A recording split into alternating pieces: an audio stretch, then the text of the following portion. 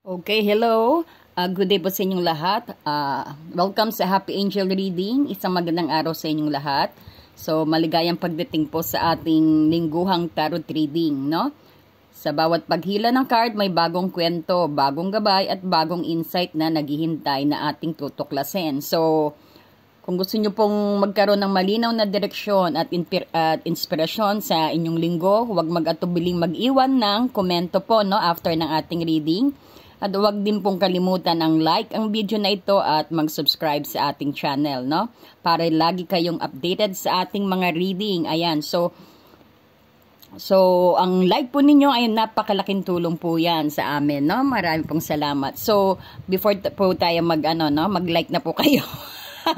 Ayan, ang ganda ng intro ni Ma'am Shi, no? So, you can call me Ma'am Shi, no? And kung hindi ka pa po nagsusubscribe mag-subscribe na po at marami po kayong matututunan.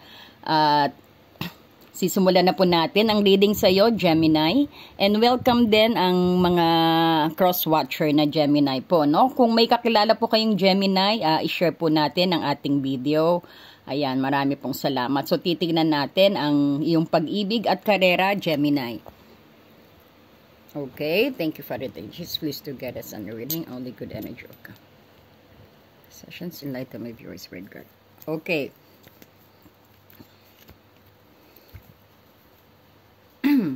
Para po kay Gemini sa linggong ito sa Setyembre 1 hanggang 7. Tama ba?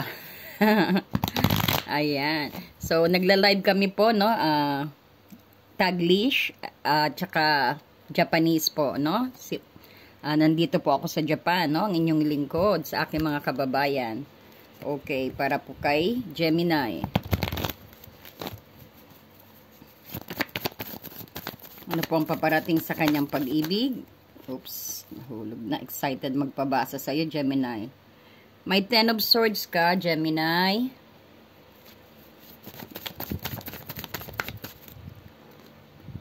Ace of Cups in reverse.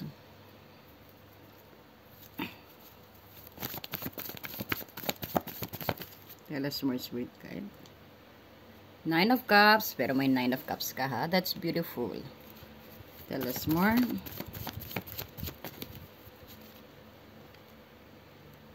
Two of Wands. Kanyang karera at pag-ibig, Panginoon, please do guide us. Thank you, Father. Thank you, Jesus. 9 of Pentacles. Ayan. Ako.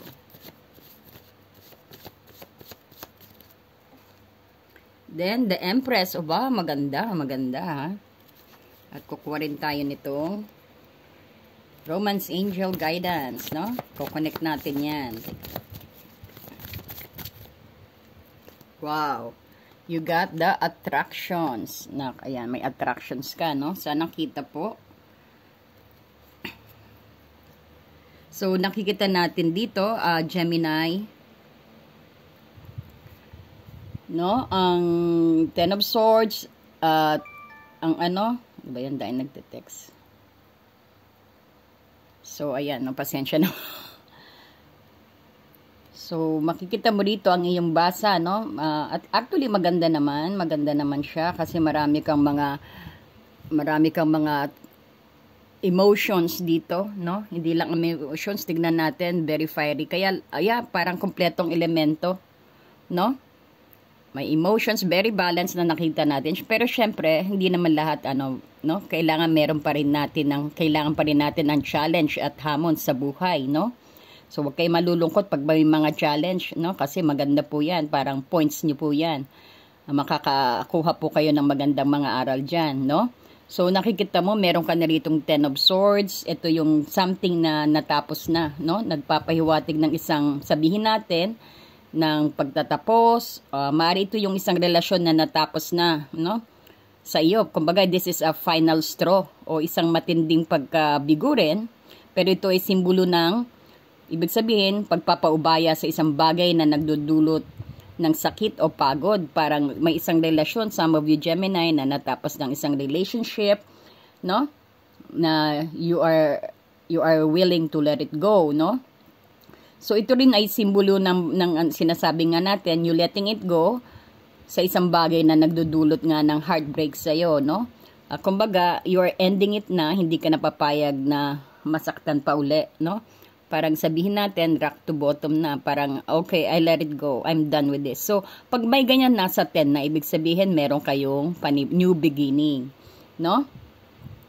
So, sa kabila na niyan, meron din pa ang pagbaliktad ng Ace of Cups dito. No?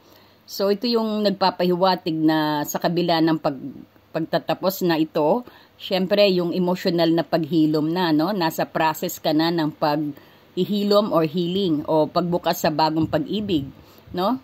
Kumbaga, sabihin din natin medyo hindi ka pa handa kasi it's still on the process, no? Kumbaga, medyo nahihirapan ka pa, no? Ng September 1 to 7. Pero ito yung nagpapaalala rin sa iyo na kailangan mong bigyan ang iyong sarili ng oras, no? Upang mag-heal bago ka muling maghanap ng emotional fulfillment. So, sabi sa inyo, after nyan, may new beginning kayo. Tignan mo naman ang magandang 9 of Cups dito, no? So, ang 9 of Cups nito, ito yung isang napakagandang hudyat sa iyo ng card na ang katuparan or mga wish mo or fulfillment, no? Yung mga wish mo sa pag-ibig, no? Kumbaga, is sinasabi is maibibigay sa'yo, no? So, pagkatapos ng 10 of Swords mo rito, no? Ang card na ito yung nagsasabi na, ibig sabihin, makakamit mo pa rin ang iyong kaligayahan even though na fresh pa ang sakit, no? Ito rin yung maaring sa pamamagitan ng paghahanap ng contentment sa iyong sarili, no? Ayan, yung nagpo-focus ka sa iyong sarili muna, no? Which is napakagandang ano yan, no? Na hinuhudyatan mo actually ang spirit guide, ang universe na minamahal mo ang sarili mo. So after nyan, panay blessing ang marireceive mo. Tignan mo sa baba, no? Marami, that is blessing. Hindi lang blessing sa financial, pati na rin sa iyong love life. Na asahan mo, maganda ang darating na susunod na love life mo, no? So nakikita din natin dito,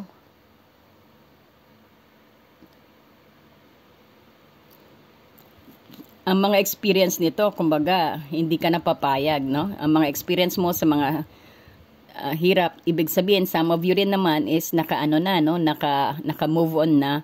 At meron din tayo, some of you din is nakikita natin is mayroong proposal, may naghahanda ng kasal.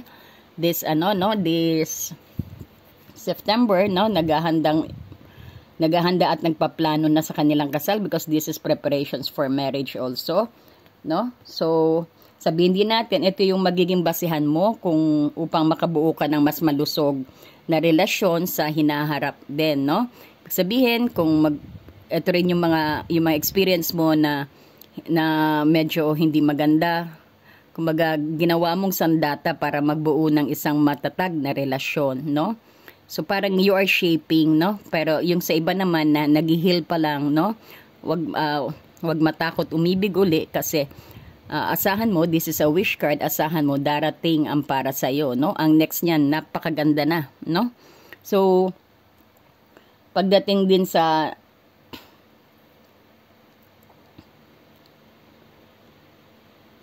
iyong karera naman, nakita mo dito, may 2 of Wands ka and 9 of Pentacles, no?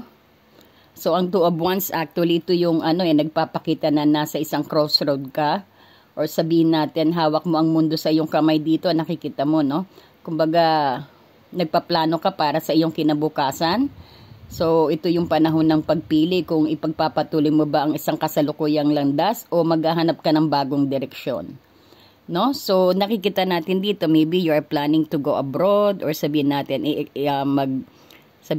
nag-iisip ka rin kung mag-aaral ka uli. Pero dito yung paglalakbay, parang gusto mong go international, no? Parang gusto mo munang mag-fly para din sa preparasyon mo sa iyong kinabukasan, no? So, ito rin yung sinasabi natin. Pagdating dito sa 9 of Pentacles, napakagandang card nito. Ito yung nagpapatunay na yung mga plano mo or plano mo nga mag-abroad, nakita natin ang growth at ang pagiging successful, no? At ang nakikita natin dito is abundance din na parang sabihin natin, Ito yung abundance na deserve mo, at ito rin yung sabihin natin na mai-enjoy mo raw ang mga plano mo, yung mga kita mo, ang resulta ng iyong mga ng iyong mga pagsisikap, makikita mo. No? At sinasabi rin dito ang mga pinaplano mo, kung gusto mo mag-open ng business, no? Sigurado raw very successful. No? So ito rin yung sinasabi na financial independence at kalayaan, no? Parang talagang secured ka na, no?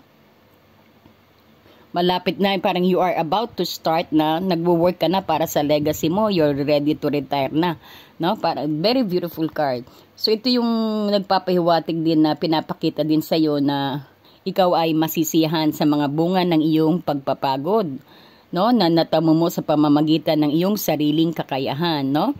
So napakaganda. So ang pangkalahatang mensahe na nakita natin dito sa Empress, no, parang ito yung pangkalatang tema na nagbibigay din ng creativity at nurturing at abundance, no? So sa kabila ng pagtatapos ng pag-ibig mo, itong Ten of Swords na sinasabi natin, at sa pagpaplano mo sa susunod na hakbang, ito ang Two of Wands, no?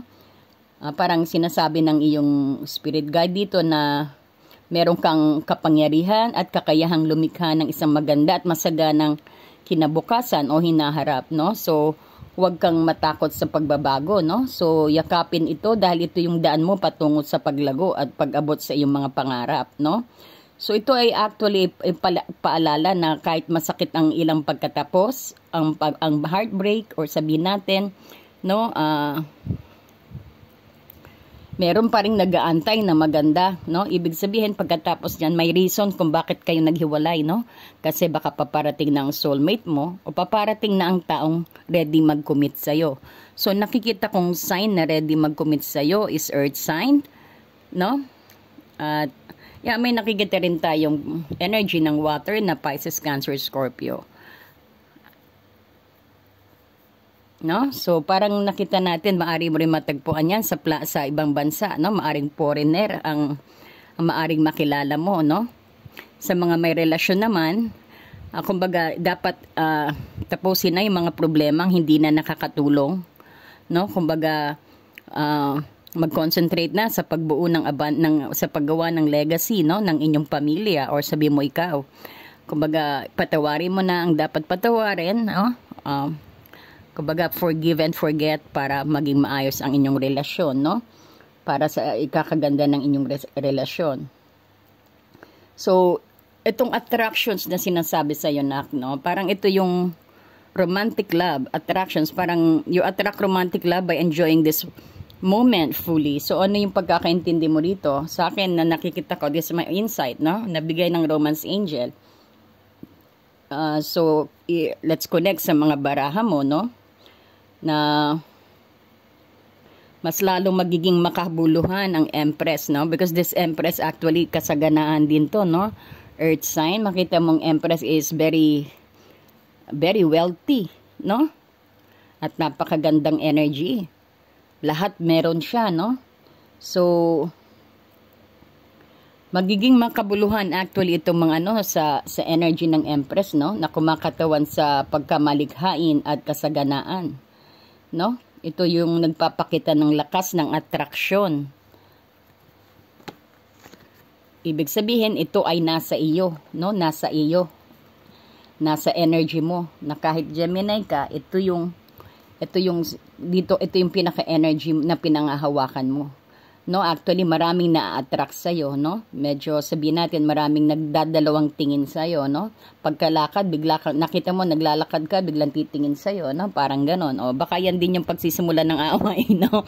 Kasi Gemini, you're gonna be very attractive din sa September 1 to 7, no? So samantalahin yan, no? Yung mga single, importante yan, na always unahin ang sarili. So, tutuloy na natin, no? So, yun nga, parang nakita natin, nasa kakayahan mong lumikha ng gusto mong mangyari talaga. No? Ang mga susunod na card actually rito, nagsasabi na ng kung paano gagamitin ang inyong kapangyarihan, no? So, nakita din natin dito, ang Ten of Swords at saka ang Ace of Cups mo. Parang ito yung pinakamahalaga na, ito yung may mahalagang layunin, ang dalawang hindi ka nais-nais na card na dumating sa'yo, pero may purpose, di ba? Kaya sabi ko sa inyo, everything happened for its reason. Dapat tagapin nyo na dalawang na nakataas ang kamay nyo. Kasi dito kayo matututo, dito kayo magtatagumpay, no? Kumbaga, ito yung stepping stone, no? Parang ito yung layunin nyo actually na minsan nga magtatapos, nagsisimbolo ng pagtatapos or sakit ng nararamdaman. Ayan yung may nakita tayo, may breakup, meron yung din yung false alarm na mabubuntis, no? So, nakikita natin, yan ay napakahalagang layunin. So, minsan para makalikha ng bago at masagandang attractions actually, no? Kailangan mo munang palayain ang mga bagay na nagpapabigat sa iyo, no? Ang pagiging baliktad actually ng Ace of Cup kasi ay nagpapahiwatig ng sagabal sa emotional na pag-aakit, or sabihin natin sagabal to sa pag-attract ng ano, no, ng love life, or pag-attract ng, sabihin natin, mahihirapan ka maka-attract ng love, no? So dahil nga sa sakit ng nakaraan, so dapat release that, no? Release that clinging energy. So, ang nakikita natin dito mensahe ay hindi mo maaakit ang bagong pag-ibig kung hindi mo bibitawan ang lumang sakit. Ayan, I'm always telling, let go of the rest. Let go of clinging energy and let the universe handle it. No? Kumbaga, patawarin mo siya. Kung di mo pa patawarin, okay lang. So, just focus on yourself. No? Diyan makikita ng universe na you are slowly in the process of healing. No? Na ready ka na sa bagong pag-ibig. O ready ka na, no, para harapin ang mga bagay-bagay na dapat mong harapin, no? So, kailangan bitiwan ang mga dating heartache because it just hurting you. Hindi nakakatulong sa pag-unlad mo yan, nak, no? And then you have the 9 of Cups dito pa, no? So, kinokonekta natin sa attractions, no, sa Romance Angel para lubusan nyo pong maintindihan at maging gabay po sa inyo, no? Dito pumapasok ang tunay na ganda ng card ng attractions, no? Pagkatapos ng pag-heal nyo rito, no, ang 9 of Cups ay nagpapahiwatig ng attraction at manggagaling mismo sa iyong sarili. So, ang iyong kaligayahan, no, at ang iyong contentment at ang iyong self-worth ay magiging magnet na aakit sa tamang uri ng tao at sitwasyon, no? So, ibig sabihin, ang tunay na kapangyarihan ay pag-akit ay hindi sa paghahanap ng iba, kundi sa pagiging buo mo sa sarili mo. No? Hindi mo kailangan maghanap pa ng iba, no? After ng healing, no? Mag-focus ka muna sa sarili mo and you will gonna be feeling complete. No? Ayan. So, pagdating naman sa karera, sa attractions din, na word, kukuha din tayo ng guidance niyan para sa karera. Kumbaga, ang nakikita ko rito is, I'm getting na ang paglikha ng isang tagumpay, ng sariling tagumpay, ayan yung 2 of Wands na nagplano ka para sa iyong hinaharap. Ito ay isang gawing atraksyon, no?